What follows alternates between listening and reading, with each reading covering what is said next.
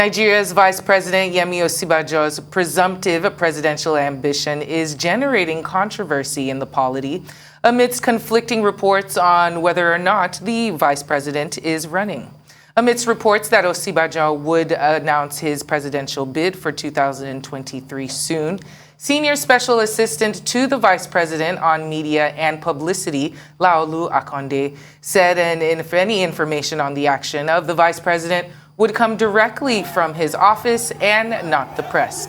Joining us to discuss the Vice President's speculated bid to be president come 2023 is Dr. Abimbola Oyaniru, a political strategist and lecturer. Good to have you on Newsday, and thank you for coming in to discuss the Vice President's, should we say, is he running or is he not running? It's not going to come from the press, apparently, so we will wait. What do you say? Well, I'll basically tell you that he is running. Okay. Because from all indications, I can tell that the VP is running, and not because he wants to run, but because Nigerians say he should run. I can tell you authoritatively that the VP is an Omoluabi. Omoluabi is a philosophy, a Yoruba philosophy that stands for a good Yoruba son. And a good Yoruba son is the person who stands for the good of his people, the good of the generality of Nigerians. And Nigerians have called on him, and I'm sure he will respond accordingly. All right. I can tell you authoritatively that he will run. Okay. The reason why I almost jumped into your statement, because I was at the Mobology Stadium yesterday. Exactly. Saw the man in flesh, literally talking about Asiwaju Bola Ahmed Tinubu. And certainly, there were banners littered around the stadium.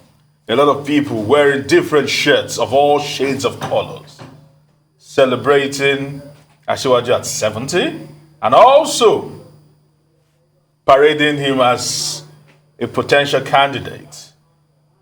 And people have always asked questions about the fact that he will almost be betraying his boss and his political godfather if he decides to run. How do we settle that? Or is that a no factor in this particular supposed bid to run for presidency? I will go with your last statement. It is a no factor. Why? Because you asked the question, how would history recognize the VP if he chooses to be loyal to a single individual and not to the collective destiny of 200 million people? Now, this single individual is a godfather. Mm-hmm. Well, I mean, there are godfathers in politics. Asiwaju Bola Ahmed Tinubu has godfathers too, and he rode on their back to become what he is today. And in politics, like everything, you must ride on someone's back. A famous scholar once said that I might not be as tall as my mentors, but I stand on their shoulders. So Asiwaju Bola Ahmed Tinubu's greatest legacy was that he brought Fashola into power. And I believe that his greatest legacy also will be that his commissioner, once commissioner, is now going to become the president of Nigeria that will take us out of the doldrums that we found ourselves, for 60 years, basically. Now, like you said, a lot of groups are canvassing for the vice president to run for presidency, saying that he's the best man for the job. But considering his performance as vice president in the last 8 years and the performance of this current administration, which the vice president is a part of, is he really the best man for the job? Interestingly, I studied history. I don't know if I can throw this question back to you. Has there been a better vice president in this country? Maybe one will consider, when we take out Alex Ekweme, has there been a better vice president? And I will tell you the reason why the VP has actually shined is because the president actually gave him the opportunity to do so. President Buhari happens to work well with his vice. You remember as military head of state, Idi Agbon worked really well with then General Buhari.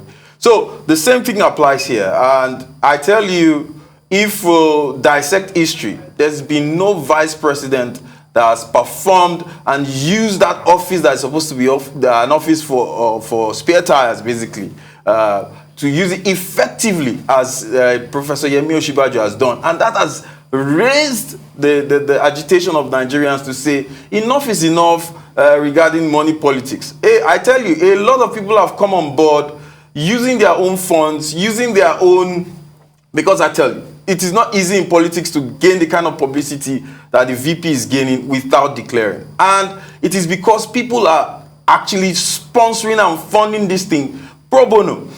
And this is why we're saying that enough of money politics, enough of, where they give us the option of the devil and the deep blue sea, where we do not have an option once they come up at party level. We're saying the party should field the best candidate that we understand that understands politics and leadership to the point where he understands the place of structure in fixing issues.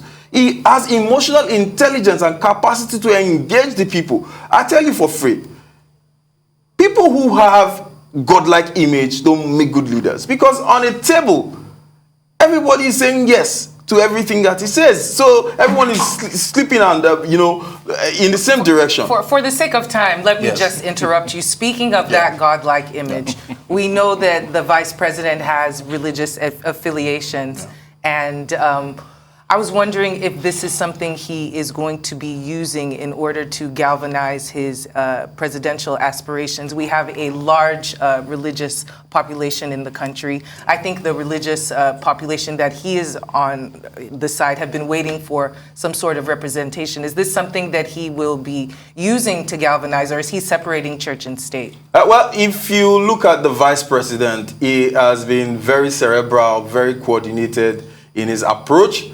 And I can tell you for free that he is a unifier. He has not spoken to his strength when it comes to religion. He has not, tilted towards religion or parochial sentiments that has brought Nigeria to its knees. He has stayed on issues and he has focused on his duty as a VP. Well, some will say that the Redeemed Christian Church of God just opened, would I say, not like an office, but opened the Directorate of Politics and Governance. For Politics and Governance.